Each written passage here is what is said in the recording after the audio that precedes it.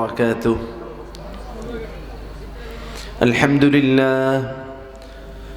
لله نحمده ونستعينه ونستغفره ونعوذ بالله من شرور أنفسنا ومن سيئات أعمالنا. من يهد الله فلا مضل له ومن يضلله فلا هادي له، وأشهد أن لا إله إلا الله وحده لا شريك له، وأشهد أن سيدنا وسندنا وحبيبنا وطبيبنا ومولانا محمد صلى الله تعالى عليه وعلى آله وأصحابه وبارك وسلم تسليما كثيرا كثيرا. أما بعد أعوذ بالله من الشيطان الرجيم. بسم الله الرحمن الرحيم. يا أيها الناس اتقوا ربكم واخشوا يوما لا يجزي والد عن ولده ولا مولود هو جاز عن والده شيئا، إن وعد الله حق فلا تغرنكم الحياة الدنيا ولا يغرنكم بالله الغرور. وقال تعالى: من عمل صالحا من ذكر أو أنثى وهو مؤمن فلنحيينه حياة طيبة ولنجزينهم أجرهم بأحسن ما كانوا يعملون. وقال النبي صلى الله عليه وسلم: سيأتي زمان على أمتي يحبون خمسا وينسون خمسا، يحبون الدنيا وينسون الآخرة، يحبون الخلق وينسون الخالق، يحبون الذنوب وينسون التوبة، يحبون القصور وينسون المقبرة، أو كما قال النبي صلى الله عليه وسلم. প্রিয় ভাইরা আমার, আজকের এই মাহফিলে আমাদের এই আশাটা কত বড় সৌভাগ্যের। যদি আল্লাহ রাব্বুল ইজ্জত আমার এটাকে কবুল করেন, আমার এই আশাকে কবুল করেন, তাহলে আজকের এই মাহফিলে আমার নাজাতের জরিয়া হতে পারে। একজন সাহাবী ইয়ামান থেকে আসছেন, কাবুস রাদিয়াল্লাহু তাআলা আনহু ইয়ামান থেকে সফর করে মদিনাতুল মুনাওয়ারাতে আসছে। আল্লাহর নবী জিজ্ঞেস করলেন, কাবুস, তুমি এত দূর থেকে আসছো, কি উদ্দেশ্য তোমার, কি জন্য আসছো, কি চাও তুমি?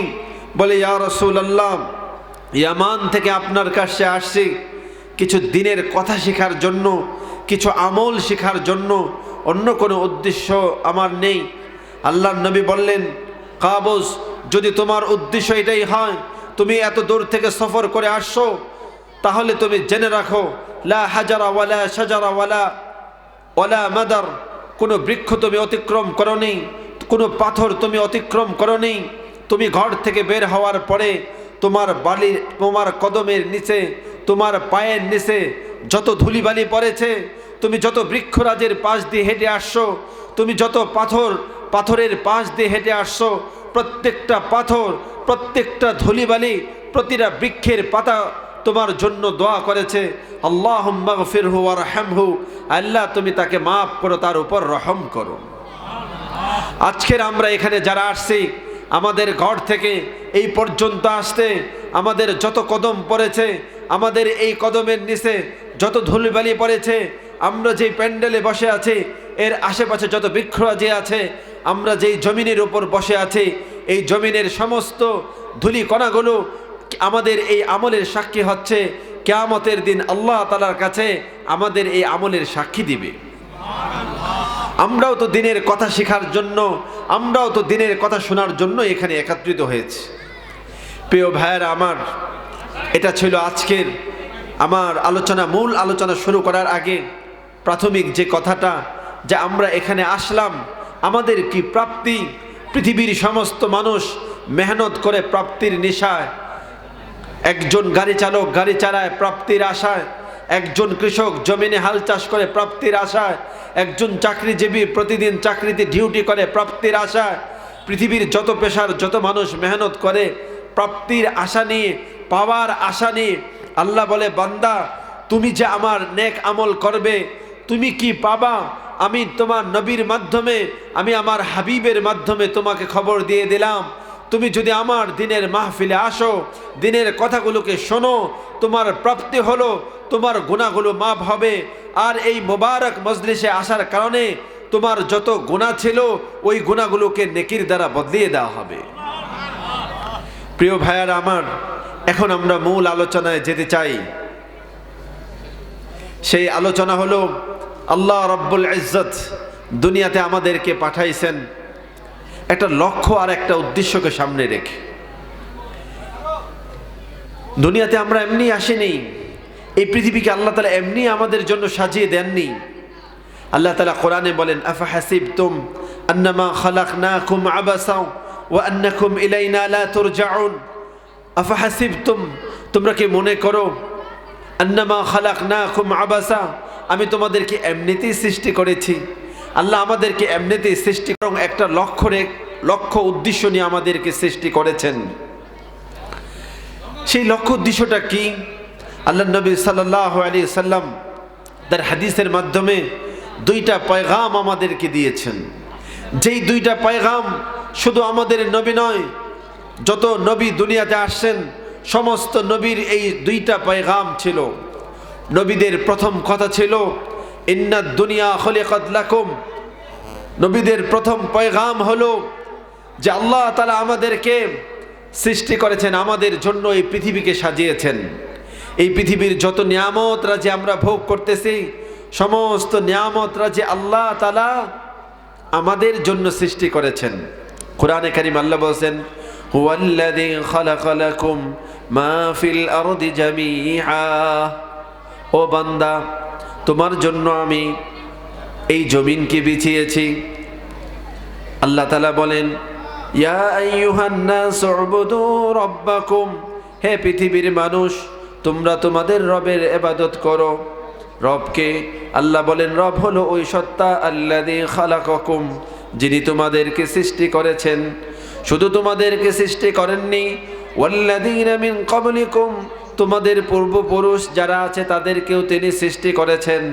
রব হলো ওই সত্তা যিনি তোমাদের জন্য আল্লাযী জাআলা লাকুমুল আরদা ফিরাশা, যিনি তোমাদের জন্য জমিনকে বিছানা করেছেন। ওয়াস সামাআ বিনাআ, রব হলো ওই সত্তা যিনি তোমাদের জন্য আসমানকে ছাদ বানিয়েছেন। রব হলো ওই সত্তা যিনি তোমাদের জন্য ওয়া আনজালনা মিনাস সামাই মাআন মুবারাক, যিনি রব হলেন ওই সত্তা যিনি আমাদের জন্য সেই সমুদ্রের নোনা পানিকে সূর্যের কিরণ দিয়ে তার থেকে সুইট ওয়াটার মিষ্টি পানিগুলোকে সমুদ্র থেকে আকাশে উঠিয়ে নেন। ফাআনজালা বিহি মিনাস সামারাত, এরপরে আল্লাহ তাআলা আসমান থেকে বৃষ্টি বর্ষণ করেন। ফাআখরাজা বিহি মিনাস সামারাতি রিজকাল লাকুম, এরপর জমিন থেকে রকমারি ফসল আর ফলকে আল্লাহ তাআলা উৎপাদন করেন। রব হলো ওই সত্তা হুয়াল্লাযী জাআলা আশ-শামসা জিয়াআ, সকালে ঘুম থেকে উঠে দরজা খুলে দেখি আলোতে পৃথিবী ভরে গিয়েছে। এই আলো কে দিয়েছে? কে দিয়েছে ভাই? আল্লাহ। ওয়াল কামারা নূরা, রাতে চাঁদকে স্নিগ্ধ আলো বিতরণকারী কে বানিয়েছেন? এইভাবে আল্লাহ তাআলা বলেন, হুয়াল্লাযী জাআলা আশ-শামসা জিয়াআ ওয়াল কামারা নূরা, আমি চাঁদকে আলোকময় করেছি, সূর্যকে আলোকময় করেছি। সূর্য আলো দেয়, চাঁদও আলো দেয়। চাঁদের জন্য মঞ্জিল নির্ধারণ করেছে, যার দ্বারা তোমরা মাস বছর গণনা করে বের করো। এভাবে অসংখ্য নিয়ামতের কথা আল্লাহ তাআলা বলেন কোরআনে কারিমে। আল্লাহ বলেন যে, হুয়াল্লাযী খালাকা লাকুমুল আনআম, ও বান্দা তোমার জন্য আমি এরকম ভাবে চার পায়ে জানোয়ারগুলোকে সৃষ্টি করেছি। লিতারকাবু মিনহা, যার কিছুর উপর তোমরা সোয়ার হও। গাদা, ঘোড়া, খচ্চর এগুলোকে আমরা বাহন বানিয়ে এগুলোর উপর সোয়ার হই। অমিনহা তাকুলুন, যার কিছুকে তোমরা ভক্ষণ করো, যেমন উট, ভেড়া, দুম্বা। গরু এগুলোকে তোমরা জবেহ করে ভক্ষণ করো। আল্লাহ বলেন হুয়াল্লাযী সাখারাল বাহর লিতাকুলু মিনহু লাহমান তারিয়া।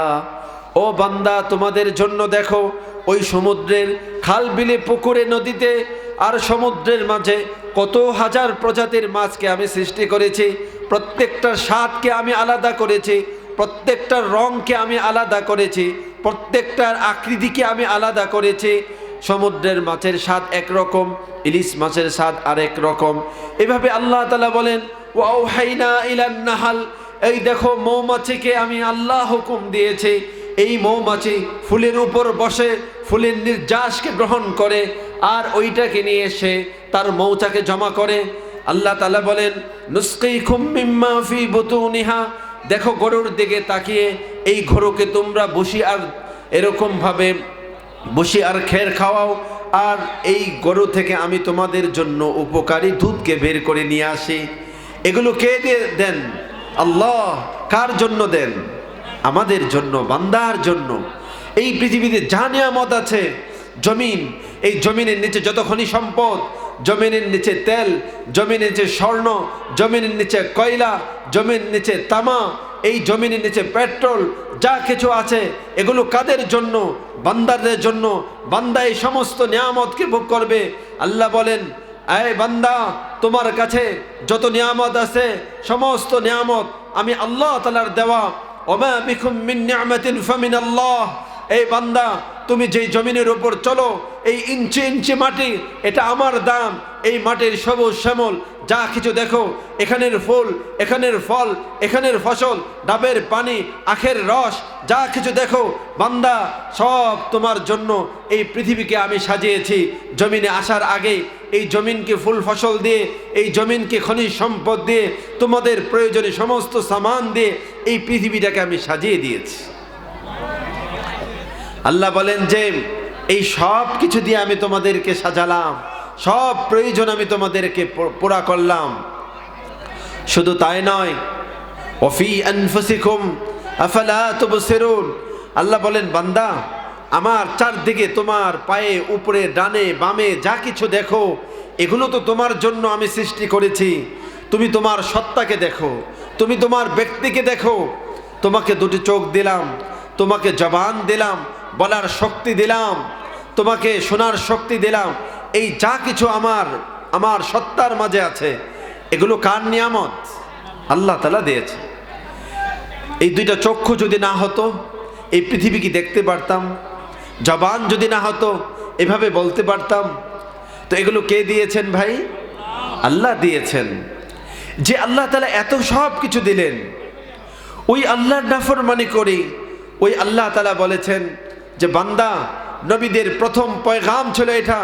সমস্ত নবী, আদম নবী আলাইহিস সালাতু ওয়াস সালাম থেকে নূহ আলাইহিস সালাতু ওয়াস সালাম, ইব্রাহিম, মূসা আলাইহিস সালাতু ওয়াস সালাম, আমাদের নবী পর্যন্ত যত নবী রাসূল আসছেন সবারই কথা একটাই ছিল, সবারই মেসেজ একটাই ছিল, সমস্ত নবীদের পয়গাম এটাই ছিল, ও বান্দা, দুনিয়া তোমাদের, এই দুনিয়ার সমস্ত নিয়ামত রাজি আল্লাহ তাআলা সৃষ্টি করেছেন তোমাদের প্রয়োজনের জন্য।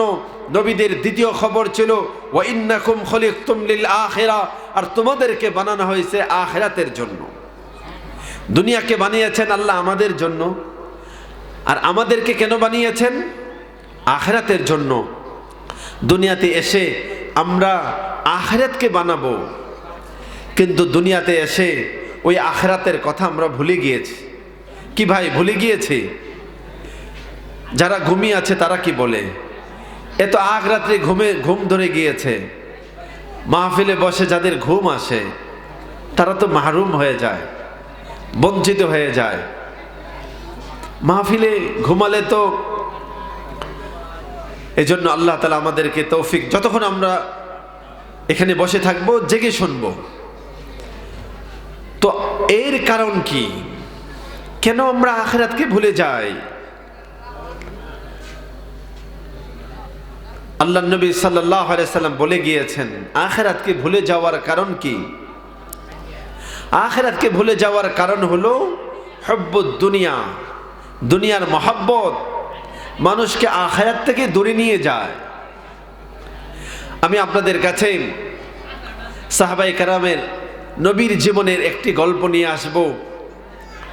আল্লাহ নবী সাল্লাল্লাহু আলাইহি সাল্লামের জামানায় নবীর একজন সাহাবী ছিলেন হযরত সালাবা রাদিয়াল্লাহু তাআলা। সালাবা নবীর সাহাবী, নবীকে এসে বললেন, হে আল্লাহর নবী, আপনি আমার জন্য একটু দোয়া করে দেন, আমার যেন আল্লাহ সম্পদকে বাড়িয়ে দেয়। আল্লাহ নবী বললেন, তোমাকে আল্লাহ যা দিয়েছেন তুমি তার উপর খুশি থাকো, সম্পদ বেড়ে যাক এটার উপর তুমি তামান্না করছো কেন? আমার জীবন কি পছন্দ নয়? নবীর জীবন কেমন ছিল? নবীর জীবন কেমন ছিল? একদিন রাতে নবীর প্রচণ্ড ক্ষুধা পেয়েছে, খাওয়ার মতন প্রচণ্ড ক্ষুধা লেগেছে, কিছু খায়নি, কয়েকদিন অতিবাহিত হয়ে গিয়েছে, নবী খাওয়ার মতো কোনো জিনিস নবী মুখে উঠাইতে পারেনি। নবীর একাধিক বিবি ছিলেন, এক এক বিবির ঘরে যাচ্ছেন, বলে যে খাওয়ার মতো কিছু আছে? শুকনো খেজুর, খেজুরটাও পেশ করবে এমন কোনো বিবির ঘরে কোনো খাবার নেই। একে এক করে তাওয়াফু, হাদিসের ইবারত এরকম যে আল্লাহ নবী তাওয়াফ করলেন তার বিবিদের ঘর, প্রত্যেকটা বিবির ঘরে ঘরে গেলেন, কিন্তু সমস্ত বিবির ঘরে ফিরে আসে কোনো বিবির ঘরে কোনো খাবার পেলেন না। নবী বড় ক্ষুধার্ত, বিবিদের ঘর থেকে বের হয়ে গেলেন মেয়ে ফাতেমার ঘরে, যা বললেন, মা বড় ক্ষুধা লেগেছে, কারো ঘরে বিবিদের কারো ঘরে কোনো খাবার নেই, তোমার কাছে কি কোনো খাবারের কোনো কিছু আছে? মেয়ের কাছে আসছে বাবা, বাবা ক্ষুধার্ত হয়ে আসছে। আল্লাহ নবী বলে, ইন্নী জাইউন, আমি বড় ক্ষুধার্ত। হযরত ফাতেমা রাদিয়াল্লাহু তাআলা আনহা চোখের পানি ছেড়ে দিয়ে বললেন, বাবা তুমি তো আসছো আমার কাছে, কিন্তু বাবা তোমাকে আমি কিছু পেশ করব এমন কোনো কিছু আমার সামনে নেই। তো হুজুর সাল্লাল্লাহু আলাইহি সাল্লাম মেয়ের ঘরের থেকে বের হয়ে গেলেন আর মেয়েকে বললেন যে, শোনো মা, সবর করো, এটার উপর আজর সওয়াব আছে। যদি তোমার কাছে কোনো খাবার এসে যায় তো ওই খাবার খাবে, আল্লাহর শুকর আদায় করবে, তুমি শাকির হবে, শুকর গুজারকারী হবে, এটাও তোমার জন্য কল্যাণকর। আর যখন খানা থাকবে না, কিছু থাকবে না, সবর করবে তো সাবের হবে, সবরকারী হবে। আর সাবের আর শাকির, সবরকারী এবং শুকরকারী, এই দুইজনের উপর আল্লাহ সন্তুষ্ট, দুইজনের জন্য আল্লাহর কাছে পুরস্কার আছে। তো হুজুর সাল্লাল্লাহু আলাইহি সাল্লাম বের হয়ে গেলেন, মদিনার এক বাগানে গেলেন। হযরত আব্দুল্লাহ ইবনে ওমর রাদিয়াল্লাহু তাআলা আনহু নবীকে দেখতেছেন যে একটা বাগানের কাছে, যে বাগানে অপরিপক্ক এমন পচা খেজুর, এমন অপরিপক্ক খেজুর যেগুলোর উপর মালিকের কোনো দাবি থাকে না, ওই খেজুরকে উঠালেন, উঠায়া পরিষ্কার করে আব্দুল্লাহ ইবনে ওমরকে দেখে বলতে, তুমি খাবে? বলে, না আমি খাবো না ইয়া রাসূল, আমার পেট ভরা। আল্লাহর নবী বললেন যে হ্যাঁ, এই খেজুর তো মানুষ মুখে দিতে পারে না, কিন্তু আমি কি করব?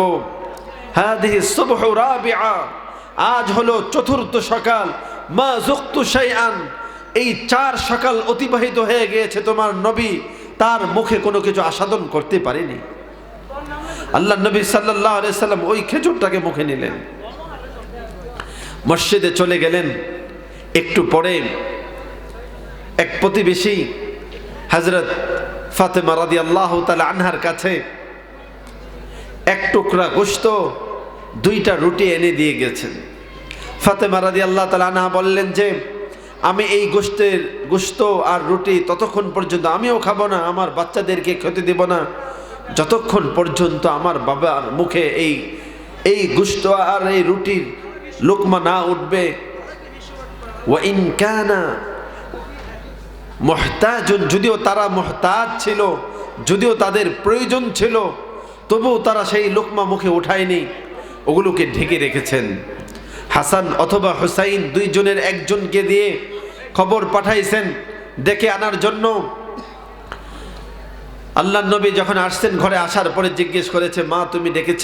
বলে যে হ্যাঁ বাবা, তুমি চলে যাওয়ার পরে এক প্রতিবেশী এক টুকরো গোশত 2টা রুটি দিয়ে গিয়েছে, বলে যে নিয়ে আসো। ঢাকনা ঢাকা ছিল, ওই ঢাকনা সহ যখন আল্লাহর নবীর সামনে ওই খাবারকে পেশ করছেন, রুটি আর গোশতের টুকরাটাকে পেশ করে রেখে যখন উপর থেকে ঢাকনা সরাইছেন, দেখেন যে গোশতের ওই এক টুকরা ওই পুরা পেয়ালাটা গোশতে ভরে গিয়েছে। আর রুটিগুলো এরকম, দুইটা রুটি ছিল যেই পাত্রে রাখছে ওই পুরা পাত্রটা ভরে গিয়েছে। আর এরকম ভাবে আল্লাহ নবী বলেন, আলীকে ডাকো। আলী রাদিয়াল্লাহু ডাকলেন, আজ উম্মাহাতুল মুমিনিন আজওয়াজে মুতাহহারাকে ডাকলেন। নবী খাইলেন, তার নাতিদেরকে খাওয়াইলেন, ফাতেমা খাইলেন, আলী রাদিয়াল্লাহু তাআলা আনহুমা তারা খাইলেন। সবাই খাওয়ার পরে আল্লাহর নবী সবাই পেট ভরে খাওয়ার পরে এরপরে রুটি আর গোশত বেঁচে গিয়েছে।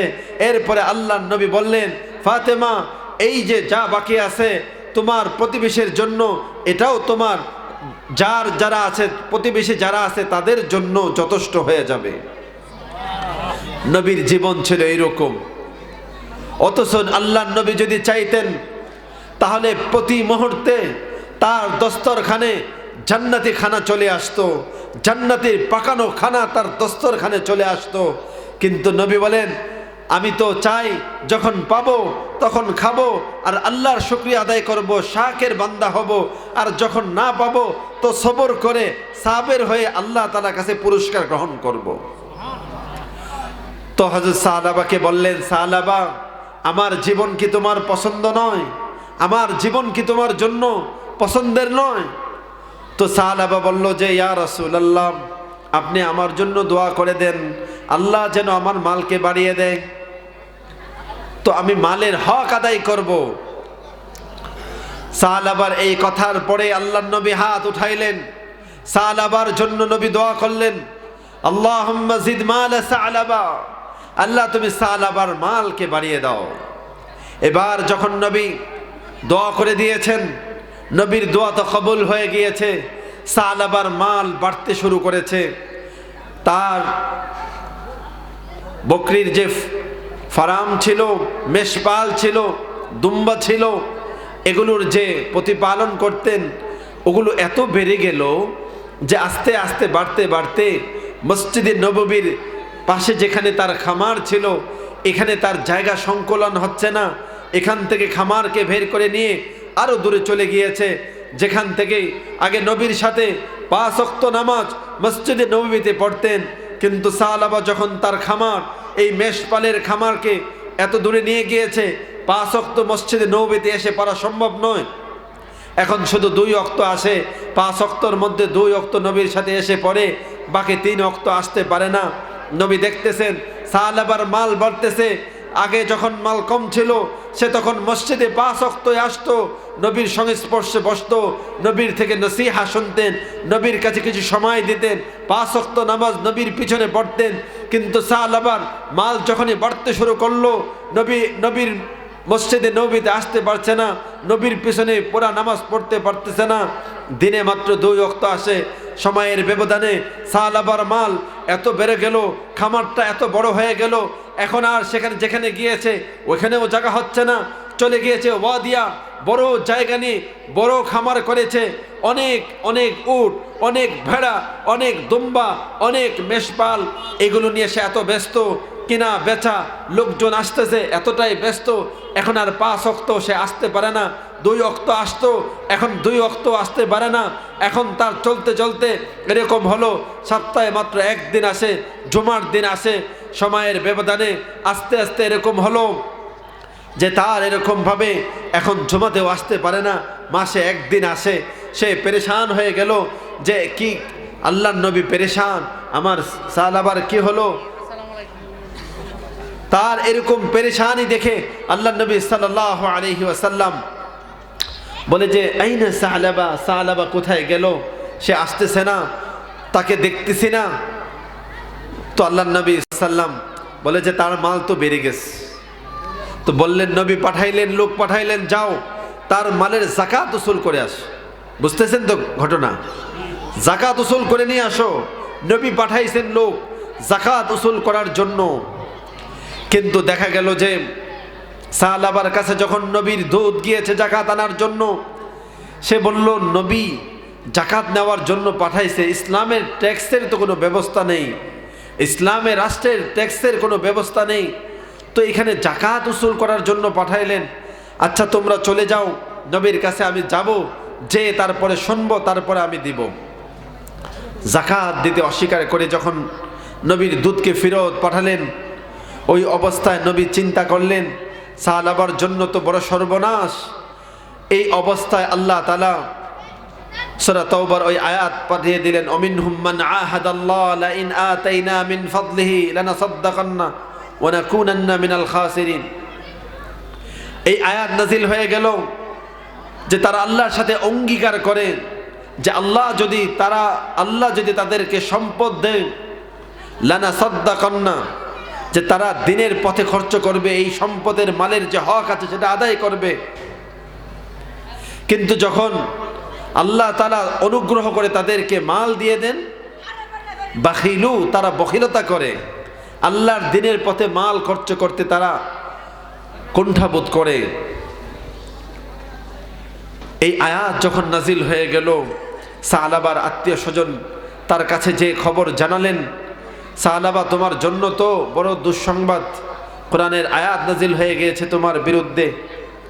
তো তখন এই কথা শুনে সে আল্লাহর নবীর কাছে ছুটে আসলেন, এসে বলেন, ইয়া রাসূলুল্লাহ, আমার ভুল হয়ে গিয়েছে, আমি তো বুঝতে পারিনি, হে আল্লাহর নবী আপনি আমার মালটাকে গ্রহণ করুন। নবী বললেন যে না, আল্লাহর পক্ষ থেকে হুকুম এসে গিয়েছে, এখন আমি আর তোমার মালকে গ্রহণ করতে পারি না। নবীর জামানা গেল, আবু বকর রাদিয়াল্লাহু জামানা গিয়েছে, তারপরে হযরত ওমর রাদিয়াল্লাহু তাআলা আনহুর জামানা গিয়েছে, ওসমান রাদিয়াল্লাহু তাআলা আনহুর জামানায় সে এরকমভাবে সে আর তার মালকে গ্রহণ করা হয়নি। প্রিয় ভাইয়েরা আমার, এই যে আমাদের এই ঘটনার মাধ্যমে আমাদের জন্য যে শিক্ষা, সেটা হলো আল্লাহ নবী তাকে বলেছিলেন যে আল্লাহ তোমাকে যে সম্পদ দিয়েছেন তুমি এটার উপর রাজি থাকো, এটার উপর আল্লাহর হককে আদায় করো। কিন্তু সে যখন তার থেকেও বেশি আল্লাহ যা দিয়েছেন তার থেকেও বেশি সে চেয়ে নিয়েছেন, এবং ওগুলো দেখভাল করতে যে তার এমনটি হয়েছে যে আস্তে আস্তে দিন থেকে এমনভাবে দূরে সরেছে যে শেষ পর্যন্ত সে এরকমভাবে সে ঈমান নিয়ে তার দুনিয়া থেকে যাওয়াটা কষ্ট হয়ে গিয়েছে। প্রিয় ভাইয়েরা আমার, যে কথা দিয়ে আমি শুরু করেছিলাম, নবীদের দুইটা পয়গাম, একটা হলো আল্লাহ তাআলা আমাদেরকে সমস্ত নিয়ামতরা যে দিয়েছেন, এই নিয়ামতরা যে আমরা ভোগ করব, এই নিয়ামতরা যে যিনি দিয়েছেন ওনাকে চিনব। কি উদ্দেশ্যে দিয়েছেন? যেন আমরা আল্লাহ তাআলার আখিরাত, ওয়া ইন্নাকুম খুলিকতুম লিল আখিরা, নবীদের যে দ্বিতীয় পয়গাম ছিল, আমাদেরকে বানিয়েছেন আখিরাতের জন্য। আমাদের রাতের কাজ হবে আখিরাতের জন্য, দিনের আমল হবে আখিরাতের জন্য। দুনিয়ার প্রত্যেকটা কাজ, দুনিয়ার যে কাজগুলো আমি আমার কর্মজীবনের, আমি আমার প্রয়োজনের কাজগুলো যেগুলোই আমি করব, এটাকে আমি আখিরাত বানাতে পারি। সাহাবাদের তিজারত আখিরাত হয়েছে, সাহাবাদের দুনিয়ার তাদের পারিবারিক জীবনটা আখিরাত হয়েছে। তারা জীবনের সমস্ত কাজগুলোকে আখিরাত বানাতে পেরেছিলেন। তাদের সমস্ত কাজগুলো, একজন হাকিম যখন তার বিচারের মঞ্চ বসেছে তার সামনে ছিল আখিরাত। একজন কৃষক যখন চারা রোপণ করেছে, জমিনে চাষাবাদ করেছে, তার সামনে ছিল আখিরাত। এভাবে যখন সব সেক্টরের, সমস্ত বিভাগের, সমস্ত পেশার মানুষগুলো তারা যখন আখিরাতকে তাদের সামনে রেখেছে, তো তাদের পুরা জীবনটা এমন সুন্দর হয়ে গিয়েছে, তাদের জীবনটা এমন সুন্দর হয়ে গিয়েছে যে পুরা জীবন তাদের এরকমভাবে আখিরাতকে সামনে নিয়ে সমস্ত কাজ করার কারণে দুনিয়ার সব কিছুকেই, সমস্ত খারাপ পরিবেশটাকে ভালো পরিবেশে রূপান্তরিত করে দিয়েছে। যারা রাত্রে মদ পান করে নর্তকীর নাচের মাধ্যমে রাত অতিবাহিত করত, ওই মানুষগুলো আল্লাহর সামনে ঈমান আর আখিরাত তাদের সামনে আসার কারণে ওই মানুষগুলো এমন বদলে গিয়েছিল, যেই মানুষগুলো রাত অতিবাহিত হইতো মদপান আর গানের মাধ্যমে, অত্যাচার করে মানুষের বুকের উপর ছুরি ধরে লুটতরাজ করে, ওই মানুষগুলো এমন বদলে গেল, ওই মানুষগুলো এমন পরিবর্তন হয়ে গেল, যাদের সম্পর্কে আল্লাহ তাআলা বলতেছেন, ওয়াল্লাযীনা ইয়াবীতুনা লিরাব্বিহিম সুজদাা ওয়া কিয়ামা। ওই সাহাবীরা এমন বদলে গিয়েছিল, তারা ঈমানের কারণে, তারা আখিরাত সামনে আনার কারণে তাদের জীবন এমন বদলে গিয়েছিল যে তারা রাত অতিবাহিত করত আল্লাহর সামনে সিজদা করে, দাঁড়িয়ে সিজদা দিয়ে রাত অতিবাহিত করত। রাতের শেষ রজনীতে আল্লাহর কাছে বলতো, রব্বানা সরিফ আন্না আযাবা জাহান্নাম ইন্না আযাবা কানা গারামা। আল্লাহ তাআলা কাছে ক্ষমা প্রার্থনা করত। ওয়াবিল আসহারিহুম ইস্তাগফিরুন। তারা এরকম ভাবে আল্লাহ তাআলার কাছে রাতের শেষ অংশে ক্ষমা প্রার্থনা করত। আল্লাহ তাআলা তাদের ব্যবসা, তাদের ইবাদত, তাদের জীবন উৎসর্গ করা আল্লাহর জন্য, জীবন দিয়ে দেওয়া আল্লাহর জন্য, এই সমস্ত ঘটনাগুলো আল্লাহ তাআলা কোরআনে বয়ান করেছেন। ওই মানুষগুলোই যারা রাহজান ছিল, যারা ডাকাত ছিল, যারা অত্যাচারী ছিল, যারা নিজের শিশুকে জীবন্ত পুঁতে ফেলত, কবর দিত, ওই মানুষগুলো এমন বদলে গিয়েছিল। সেই বদলে যাওয়ার মূল জিনিসটা যেটা, সেটা হলো আমাদের ঈমানি শক্তি। ঈমানি শক্তি। আজকে অনেক দামি মোবাইল, কিন্তু চার্জ না থাকলে চলবে? অনেক দামি গাড়ি, ফুয়েল নাই, জ্বালানি নাই, চলবে? তো গাড়ি চালানোর জন্য যেরকম ফুয়েলের প্রয়োজন, জ্বালানির প্রয়োজন, মোবাইল চালানোর জন্য যেরকম চার্জের প্রয়োজন, এরকমভাবে আমরাও আল্লাহর হুকুমের উপর আমাদের জীবনকে চালাতে পারবো, আল্লাহর নাফরমানি থেকে আমরা আমাদেরকে বাঁচাতে পারবো। এর জন্য প্রয়োজন হলো ঈমানি শক্তি। যদি আমাদের ঈমানি শক্তি থাকে, ইউসুফ আলাইহিস সালাতু ওয়াস সালামের মতন জুলেখা রুদ্ধদ্বার, ঘর চতুর্দিকে তালা বন্ধ করে সুন্দরী নারী লাভ অফার করতেছে, ওই রকম পরিবেশ থেকে ইউসুফ আলাইহিস সালাতু ওয়াস সালাম নিজেকে বাঁচিয়েছিলেন কিনা বলেন? জুলেখার ফুসলানিতে সে তার দিকে এগিয়েছিলেন না নিজেকে বাঁচিয়েছেন? নিজেকে বাঁচিয়েছেন। এই যে নিজেকে বাঁচালেন, এই যে কুওয়াত, সেটা হলো ঈমানের শক্তি। আমাদের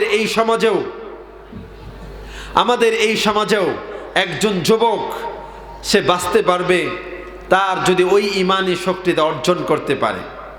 এই জন্য ওই ঈমানি শক্তিটা অর্জন করার জন্য এই সমস্ত মাহফিলে আসতে হবে, উলামায়ে কেরামের কথা শুনতে হবে, জামাতে যেতে হবে, ইজতেমায় যেতে হবে। এই যে আগামী একদিন পরে ইজতেমা শুরু হবে, আমরা যাব তো ইজতেমায়? এই সমস্ত মাহফিলে দিনে উলামায়ে কেরামের সোহবতে যে যখন কথাগুলো শুনবো, তো জমিন মৃত জমিন, লুকমান আলাইহিস সালাতু ওয়াস সালাম বলছেন, বৃষ্টির পানি দ্বারা মৃত জমিন যেমন জিন্দা হয়, নেককার আল্লাহওয়ালা আলেমদের, উলামায়ে কেরামের কোরআন হাদিসের কথা দ্বারা আমাদের অন্তরের জমিন এমন জিন্দা হয়ে যায়। এই জন্য এই ইজতেমায় যাওয়ার জন্য সবার নিয়ত আছে তো? ঈমানকে বাড়ানোর জন্য যে মেহনত আছে, ওই মেহনত করবো তো ইনশাআল্লাহ। আল্লাহ তাআলা আমাদের সবাইকে তৌফিক দান করে আজকের এই মাহফিলকে কবুল করে। হযরত এসে গিয়েছে, তারপরে আমি গুস্তাখি করে ফেলেছি। আল্লাহ তাআলা আমাদের যে সমস্ত কথাগুলো বলা হলো আর শোনা হলো, এর উপর বলনেওয়ালা শুননেওয়ালা আমাদের সবাইকে আমল করার তৌফিক দান করেন। যদি ভুল হয়ে থাকে আল্লাহ মাফ করেন। ওয়া আখিরু দাওয়ানা আলহামদুলিল্লাহি রাব্বিল আলামিন। আসসালামু আলাইকুম ওয়া রাহমাতুল্লাহি ওয়া বারাকাতুহু।